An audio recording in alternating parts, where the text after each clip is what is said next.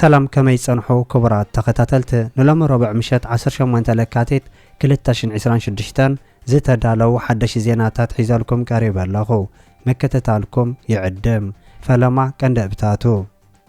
سرايت فيدرال نابدوب تግራይን ኤርትራ ምጽጉዑ ሲዒቡ ምስ ሓይልታት ትግራይ ተፋጢጡ ከም ዘሎ ከም ዝተገለጸን ኤርትራውያን ግዳያት ይኾኑ ከም ዘለው ከም ዝተገለጸን ኣብ ከባቢ ዶባት ኤርትራ ሰፊሕ ንጥፈታት ይካየድ ከም ዘሎን ባይቶ ወከልቲ ህዝቢ ኢትዮጵያ ንሃገራዊ ምክክር ኮሚሽን ግዜ ከም ዝሃቦን ኢራን ሩስያን ሓባራዊ ወተሃደራዊ ልምምድ ከካይዳ ከም ዝኾናን ንኣሜሪካ ስክፍታ ከም ዝፈጠረን ዝብሎን ካልእን ዝሕብር ዝርዝር ዜናታት ሒዝናልኩም ቀሪብና ኣለና ነቻነልና ሰብስክራይብ ብምግባር ክሳብ መወዳእታ ክትከታተሉና ብኽብሪ ንዕድመኩም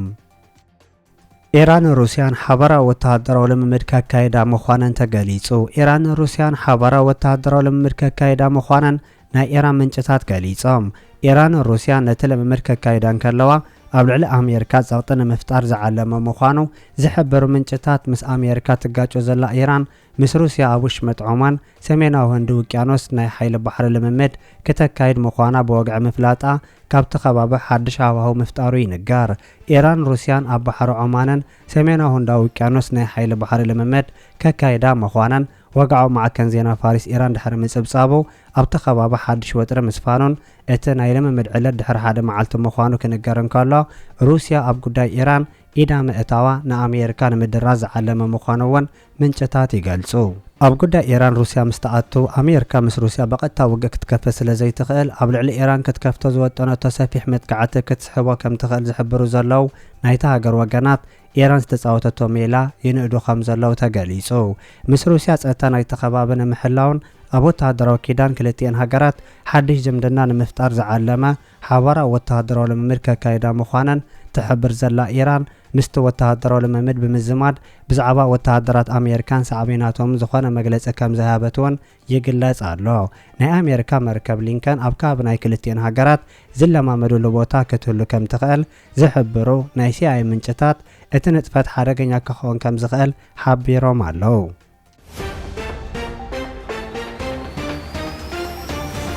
ኤርትራውያን ግዳያት ይኾኑ ከም ዘለው ተገሊጹ ብኸቢድ ናይ ስግረዶብ ተመክሮ ሓሊፎም ኣብ ሊብያ ክነብሩ ጸንሑ ኤርትራውያን ኣብ ሊብያ ዘጋጥሞም ዘሎ ዓመፅ ኣዝዩ ዘተሓሳስብ ምዃኑ ሕብራት ሃገራት ገሊጹ ብሊብያ ዝሓልፉ ኤርትራውያን ዝርከብዎም ናይ ዝተፈላለዩ ሃገራት ስደተኛታት ከም ዘለው ዝሕብሩ ምንጭታት እቶም ስደተኛታት ናብ ኤውሮጳ ቅድሚ ምእተዎም ሰፊሕ ዓይነታት ዓመፅ ክወርዶም ምጽንሑ ዝኾነ ዝጣበቕ ኣካል ስለ ዘይብሎምን ገና ግዳያት ኮይኖም ይቕጽሉ ከም ዘለው እቲ ኣህጉራዊ ጸብጻብ ወሲኹ ረዲኡ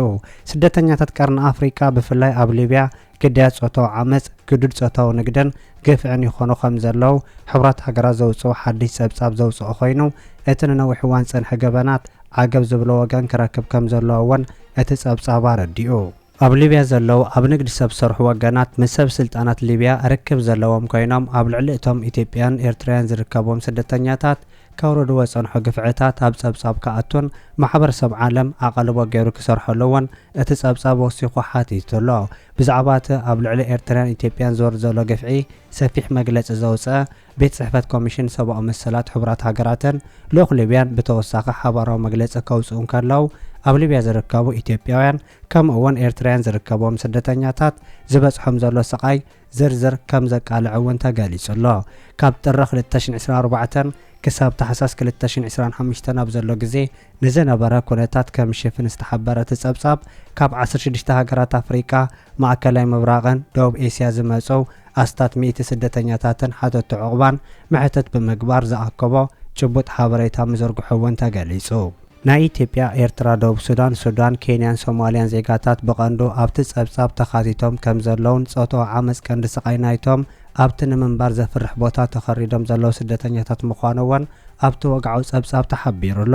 ኣብ ቀርኒ ኣፍሪካ ብዘሎ ዘይርጉእ ኩነታት ሱዳናውያን ኢትዮጵያውያን ኤርትራውያን ሶማልያውያን ቀንዲ ባእታ ስደት ኮይኖም ይቕጽሉ ከም ዘለው እውን ብተወሳኺ ጠቒሱ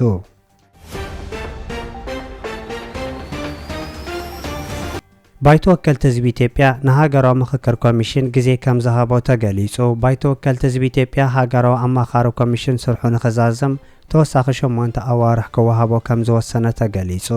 እቲ ኮሚሽን ን3 ዓመታት ቆይሙ ምንባሩን ድሕሪ ግዚኡ ምውድእ እውን ዘይተወደአ ጉዳይ ስለ ዘለዎ ተወሳኺ ግዜ ክወሃቦ ምሕታቱ ክነገር እንከሎ ባይተ ወከልቲ ህዝቢ ኢትዮጵያ ነቲ ናይ ምንዋሕ ግዜ ፈቓድ ምሃቡ ይግለጽ። ኣብ ዝሓለፈ እዋናት እውን ንተወሳኺ 1 ዓመት ንኽነዋሕ ፈቓድ ምሕታቱን ነቲ ናይ 1 ዓመት ግዜ ተዋሂቦ ምጽንሑ ዝፍለጥ እቲ ኮሚሽን ብፍላይ ኣብ ጉዳይ ክልል ትግራይ ዘይተወድአ ንጥፈታት ክፍጽም ተወሳኺ ግዜ ምጥላቡ ካብቲ ኮሚሽን ዝተረኸበ ሓበሬታ ይገልጽ።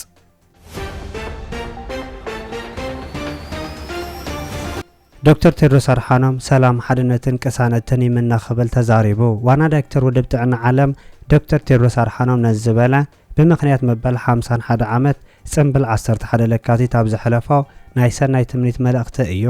እንኳዕ ንመበል 51 ዓመት በዓል 11 ለካቲት ኣብ ጽሕና ዝበለ ዶክተር ቴድሮስ አድሓኖም ሰላም ሓድነትን ቅሳነትን ይምና ኢሉ።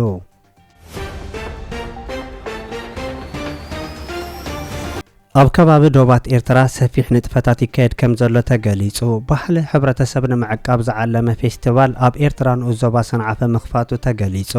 እቲ ፌስቲቫል ብምትሕባር ሃገራዊ ማሕበር መንእሰያትን ተምሃሮን ኤርትራን ምምሕዳር ንኡዞባ ሰንዓፈን ዝተዳለወ ክኸውን እንከሎ መበቀላዊ ባህሊ ናይቲ ከባቢ ንምዕቃቡን ንምዕባዩን ክስራሕ ዝደፍእ ምዃኑ እውን ተገሊጹ። ኣብቲ ንወርሒ ዝጸንሕ ፌስቲቫል ባህላዊ ደርፍታት ፎክሎር፣ ባህላዊ ስፖርት፣ ባህላዊ ምርኢታትን ፈጠራን ምህዞን ከምኡውን ኣብ መንጎ ንኣሽቱ ናይ ውዳበ ቀይሕቲ ዕምባባ ዝካየድ ውድድራት ከም ዝቐርብ ተገሊጹ ኣሎ። ኣዳለውቲ እቲ ፌስቲቫል ብወገኖም ዕላማ እቲ ብዓይነቱ ፈላማይ ዝኾነ ፌስቲቫል ነቲ ሃብታም ባህሊ ሕብረተሰብ ኣላሊኻ ናብ መንእሰይ ወለዶ ንምስጋርን ከምኡውን ሰፊሕን ዓሚቕን መጽናዕቲ ብምግባር ነቲ ባህሊ ንምዕቃብ ምዃኑ እውን ይገልጹ። ኣብቲ ኣጋጣሚ ተረኺቡ መግለጺ ዝሃበ ናይቲ ንኡዞባ ሓላፊ ባህሊ ሕብረተሰብ ምዕቃብ ወሳኑ ምዃኑ ድሕሪ ምግላጽ ሰነድ ኣካል ናይቲ ዘይበርስ ሃብቲ ምዃኑን ቀጻልነት ዘለዎ መደብ ክኸውን ከም ዝጸውዕ እውን ካብቲ ከባቢ ዝተረኸበ ሓበሬታ ገሊጹ።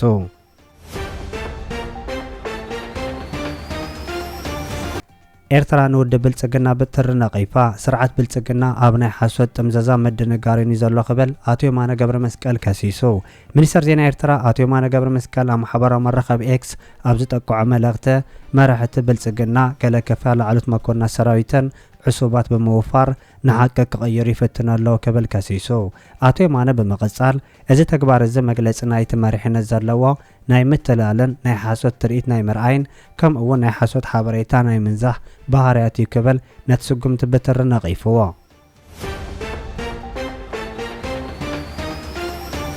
ሰራዊት ኢትዮጵያን ሓይልታት ትግራይን ናብ ዶብ ትግራይ ይቐርቡ ከም ዘለዉ ተገሊጹ። ሓደ ምዕራባዊ ዲፕሎማት ንማዕከን ዜና ፈረንሳይ ብዝሃቦ ሓበሬታ ሰራዊት መንግስቲ ንትግራይ ከቢብዋ ከም ዘሎን ክልቲኦም ወገናት ነንሕዶም ተፋጢጦም ከም ዘለውን ሓደገኛ ከም ዝኾነን ገሊጹ።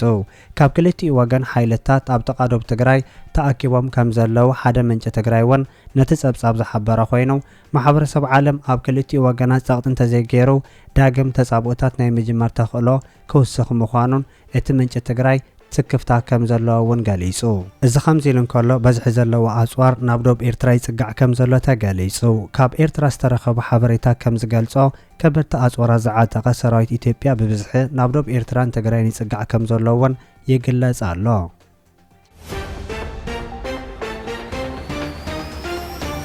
ኣብ ከተማ ኣንትወርፐን ኦፍራንድ ስትራት 35 ዝርከብ ናይ ሓበሻ ድኳን ሓበሻ ስቶር ከምቲ ልሙድ ብኣካል ብምምጻእ ወይ እውን ብመገዲ ዌብሳይት ናሓበሻ ስቶር.ቢኢ ከምኡውን ብቴሌፎን ብምድዋል ኩሉ ዓይነት ናይ ሓበሻ ንብረት ክትእዙዝና ትኽእሉ። ካብ ዓዲ ዝመጸ ጽሩይ ጣፍ፣ በርበረ፣ ሽሮ፣ ቡን፣ ቆሎን ካልእን ከምኡውን ብጽባቕን ድልዳልኡን መዋዳድርቲ ዘይብሉ መጎጎ፣ ሮኮበት፣ ፈናጅልን ጀበናታትን ብተወሳኹን ናይ ክልቲኡ ጾታ ናይ ሓበሻ ክዳውንቲ ማእሰ ዝጥራይ ንናይ ሓበሻ ቆርበትን ጸጉርን ዝኸውን ናይ ቆርበት ኮስሜቲክስን ከምኡውን ናይ ጸጉሪ ቅብኣታትን ሻምቦታትን ብኣካል ኣብ ድኳንና ብምምጻእ ወይ እውን ብመገዲ ዌብሳይትና ሓበሻ ስቶር.ቢኢ ከምኡውን ብቁፅሪ ቴሌፎን ፕላስ 32 46 58 51 62 ብምድዋል ኩሉ ዓይነት ናይ ሓበሻ ንብረት ክትእዙዝና ትኽእሉ። ሓበሻ ስቶር ከተማ ኣንትወርፐን ኦፍራንድ ስትራት 35 በልጅዮም ቁጥሪ ቴሌፎን ፕላስ 32 46 58 51 62